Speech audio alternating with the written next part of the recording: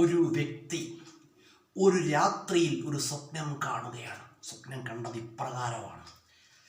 അതായത് അദ്ദേഹം തൻ്റെ പ്രിയപ്പെട്ട ചങ്ങാതിയുടെ കയ്യിൽ നിന്നും 100 സ്വർണ്ണ നാണയം കടം വാങ്ങുന്നതായിട്ട് അദ്ദേഹം സ്വപ്നം കാണുകയാണ്.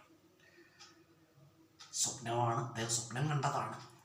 പിറ്റേന്ന് തൻ്റെ ആത്മാർത്ഥ സുഹൃത്തിനെ അദ്ദേഹം കവലയിൽ വെച്ച് കണ്ടുമുട്ടിയപ്പോൾ താൻ രാത്രിയിൽ കണ്ട സ്വപ്നം അതേപോലെ തൻ്റെ സുഹൃത്തിനോട് ഇദ്ദേഹം പറയുകയാണ്.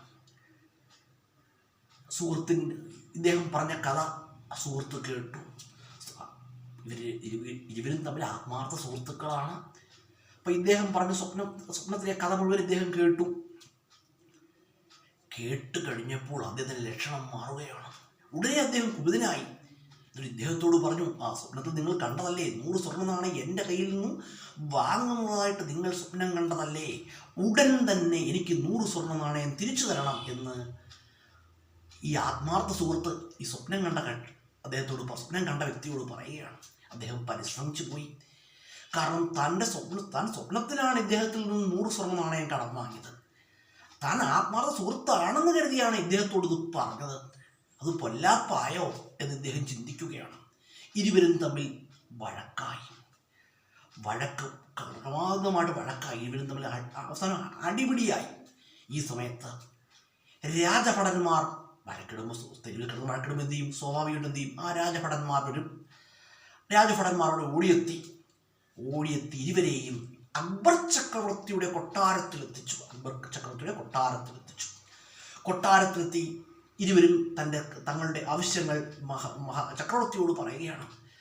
അക്ബർ ചക്രവർത്തി ഇത് കേട്ടിട്ട് അദ്ദേഹത്തിന് ഒരു ഉപായം പറയാൻ കഴിഞ്ഞില്ല. പക്ഷേ അദ്ദേഹം തൻ്റെ പ്രിയപ്പെട്ടവനായ ബീർബലിനോട് പറയുന്നു, അല്ലയോ ബീർബൽ, ഇവരുടെ പ്രശ്നത്തിന് അങ്ങൊരു പരിഹാരം നിർദ്ദേശിച്ചാലും.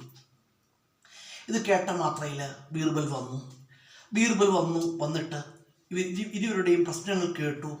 അതിനുശേഷം ബീർബൽ രാജഭടന്മാരോട് പറയുകയാണ്, പോയി ഒരു കണ്ണാടി എടുത്തു കൊണ്ടുവരൂ എന്ന് ബീർബൽ കൽപ്പിക്കുന്നു. കണ്ണാടിയും അതോടൊപ്പം 100 സ്വർണ്ണ നാണയവും എടുത്തുകൊണ്ടുവരൂ എന്ന് പറയുന്നു. രാജഭടന്മാർ പോകുന്നു, 100 സ്വർണ്ണ നാണയം കൊണ്ടുവരുന്നു, അതുപോലെ തന്നെ കണ്ണാടിയും കൊണ്ടുവരുന്നു. സ്വർണ്ണ നാണയം കണ്ണാടിക്ക് മുമ്പിൽ വെക്കുന്നു. എന്നിട്ട്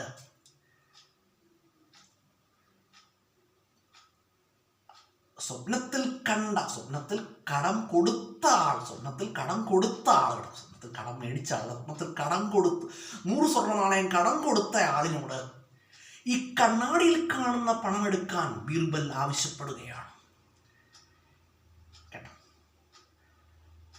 ഇത് കേട്ട് അദ്ദേഹം പരിഭ്രാന്തനായി. കാരണം കണ്ണാടിയിൽ കാണുന്ന പണം എങ്ങനെ എടുക്കാനാണ്? അല്ലയോ ബീർബൽ, കണ്ണാടിയിൽ കാണുന്ന പണം ഞാൻ എങ്ങനെ എടുക്കാനാണ് ഇദ്ദേഹം ചോദിക്കുന്നു. ഇത് കേട്ടപ്പോൾ ബീർബൽ പറയുകയാണ്, സ്വപ്നത്തിലെ കടം വീട്ടാൻ കണ്ണാടിയിൽ കാണുന്ന പണം മതി. സ്വപ്നത്തിലെ കടം വീട്ടാൻ എന്ത് മതി? കണ്ണാടിയിൽ കാണുന്ന പണം മതി.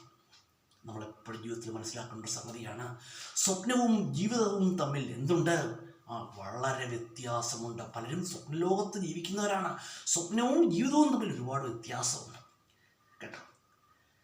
നമ്മൾ സ്വപ്നം പോലെ ജീവിക്കണമെങ്കിൽ നമ്മുടെ ജീവിതത്തിൽ നല്ല സ്വപ്നങ്ങൾ ജീവിതത്തിലേക്ക് പകർത്താൻ നമുക്ക് കഴിയും. എങ്ങനെയാ? നമ്മുടെ സ്വപ്രയത്നത്തിലൂടെ നമുക്ക് എന്ത് കഴിയും? നമ്മുടെ ജീവിതത്തിലെ നല്ല സ്വപ്നങ്ങൾ നമ്മുടെ ജീവിതത്തിലേക്ക് പകർത്താൻ കഴിയും. നമ്മുടെ ജീവിതത്തിലെ നല്ല സ്വപ്നങ്ങൾ നമ്മുടെ ജീവിതത്തിലേക്ക് പകർത്തണമെങ്കിൽ, അല്ലെങ്കിൽ നമ്മുടെ ജീവിതത്തിലെ നല്ല സ്വപ്നങ്ങൾ ജീവിതത്തിൽ യാഥാർത്ഥ്യമാകണമെങ്കിൽ എങ്ങനെ കഴിയൂ? സ്വപ്രയത്നം കൊണ്ട് മാത്രമേ കഴിയുകയുള്ളൂ. ഇനി നമ്മുടെ സ്വപ്നത്തിൽ കാണുന്ന നമ്മൾ നല്ല സ്വപ്നങ്ങൾ മാത്രമാണോ കാണുന്നത്? ചിലപ്പോൾ മോശപ്പെട്ട സ്വപ്നങ്ങൾ കാണാറുണ്ട്, ഭയാനകമായ സ്വപ്നങ്ങൾ കാണാറുണ്ട്. അങ്ങനെയുള്ള സ്വപ്നങ്ങൾ ജീവിതത്തിൽ സംഭവിക്കാതിരിക്കണമെങ്കിൽ എന്തിനേ കഴിയൂ? അത് പ്രാർത്ഥന കൊണ്ട് മാത്രമേ കഴിയൂ കേട്ടോ. അതെപ്പോഴും മനസ്സിലാക്കണം. നല്ല സ്വപ്നങ്ങൾ സാക്ഷാത്കരിക്കുന്നതിന് എന്ത് വേണം? സ്വപ്രയത്നം കൊണ്ട് കഴിയുമെന്നാണ്. ജീവിതത്തിലെ തെറ്റായ മോശം സ്വപ്നങ്ങൾ ജീവിതത്തിൽ സംഭവിക്കാതിരിക്കാൻ അത് പ്രാർത്ഥന കൊണ്ട് കഴിയുമെന്നാണ് കേട്ടോ. നമ്മളെപ്പോഴും മനസ്സിലാക്കണം. അതുകൊണ്ട് നമ്മുടെ ജീവിതത്തിൽ എപ്പോഴും നന്മകൾ ചെയ്യുകയും നന്മകൾ പ്രവർത്തിക്കുക ചെയ്തു കഴിഞ്ഞാൽ ജീവിതത്തിൽ എന്തുണ്ടാകും? ജീവിതത്തിൻ്റെ ഒരു അർത്ഥമുണ്ടാകുന്നതാണ്, ജീവിതത്തിൻ്റെ ഒരു മൂല്യമുണ്ടാകുമെന്നാണ് കേട്ടോ. അതുപോലെ നമ്മൾ മനസ്സിലാക്കേണ്ട ഒരു കാര്യമാണ് 2024 കഴിഞ്ഞു, 2025 നമ്മൾ കാലെടുത്ത് വെച്ചിരിക്കുന്നു. 2024 ഒരുപാട് സന്തോഷങ്ങൾ നമുക്കുണ്ടായിട്ടുണ്ട്, അതുപോലെ തന്നെ ഒരുപാട് ദുഃഖങ്ങൾ ഉണ്ടായിട്ടുണ്ട്. പോസിറ്റീവ് അനുഭവങ്ങൾ ഉണ്ടായിട്ടുണ്ട്, നെഗറ്റീവ് അനുഭവങ്ങൾ ഉണ്ടായിട്ടുണ്ട്. ഒരുപാട് തിരിച്ചറിവുകളും നമ്മൾ 2024 നമുക്ക് ലഭിച്ചിട്ടുണ്ട്. അപ്പം ഇവ വെച്ച് ഈ തിരിച്ചറിവുകളെ മുൻനിർത്തിക്കൊണ്ട് നമ്മൾ എന്ത് ചെയ്യുക, 2025 എന്ത് ചെയ്യുക, 2025 കൂടുതൽ നേട്ടങ്ങൾക്കായിട്ട് നമ്മൾ എന്ത് ചെയ്യുക, പരിശ്രമിക്കുക കേട്ടോ. ജീവിതത്തിൽ എന്തുവേണം, പരിശ്രമത്തിന് ജീവിതത്തിൽ വലിയൊരു മൂല്യമാണുള്ളത് കേട്ടോ. പരിശ്രമം ചെയ്യാതെ നമുക്ക് ഒരിക്കലും എന്ത് കഴിയില്ല, ജീവിതത്തിൽ ഒരിക്കലും വിജയത്തിലെത്താൻ കഴിയില്ല. നല്ല പരിശ്രമത്തിലൂടെ മാത്രമേ ഇവിടെ എത്താൻ കഴിയുകയുള്ളൂ, ജീവിതത്തിൽ വിജയത്തിലെത്താനായിട്ട് കഴിയുകയുള്ളൂ കേട്ടോ. നമ്മൾ മനസ്സിലാക്കേണ്ട ഒരു കാര്യം എന്ന് പറഞ്ഞാൽ സ്വപ്നവും ജീവിത യാഥാർത്ഥ്യങ്ങളും തമ്മിൽ എന്തുപോലെ വ്യത്യാസമുണ്ട്, ഒരുപാട് വ്യത്യാസങ്ങളുണ്ട് കേട്ടോ. നല്ല സ്വപ്നങ്ങളൊക്കെ ജീവിതത്തിൽ യാഥാർത്ഥ്യമാക്കാൻ പരിശ്രമിക്കുക കേട്ടോ. നമ്മുടെ പരിശ്രമവും ഭാഗ്യവും കൂടിയൊക്കെ ഒത്തുവന്നെങ്കിൽ മാത്രമേ നമ്മുടെ ജീവിതത്തിലെ നല്ല സ്വപ്നങ്ങൾ ജീവിതത്തിൽ യാഥാർത്ഥ്യമാവുകയുള്ളൂ കേട്ടോ.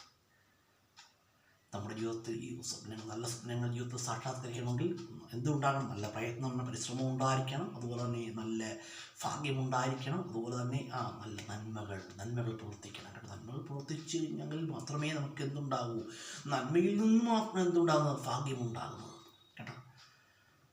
ഭാഗ്യത്തിൻ്റെ ഉത്ഭവം എവിടെയാണെന്ന് ചോദിച്ചാൽ നന്മകളാണ് കേട്ടോ. അങ്ങോട്ടൊന്നും ഒരുപാട് പറഞ്ഞു, വീഡിയോ ഒരുപാട് വലുതായി പോകും, പിന്നെ അപ്ലോഡ് ചെയ്യാനൊക്കെ കോംപ്ലിക്കേഷൻ ഉണ്ടാവും. തൽക്കാലം നിർത്തുവാണ്. അപ്പോൾ എല്ലാവർക്കും wish you A happy new year.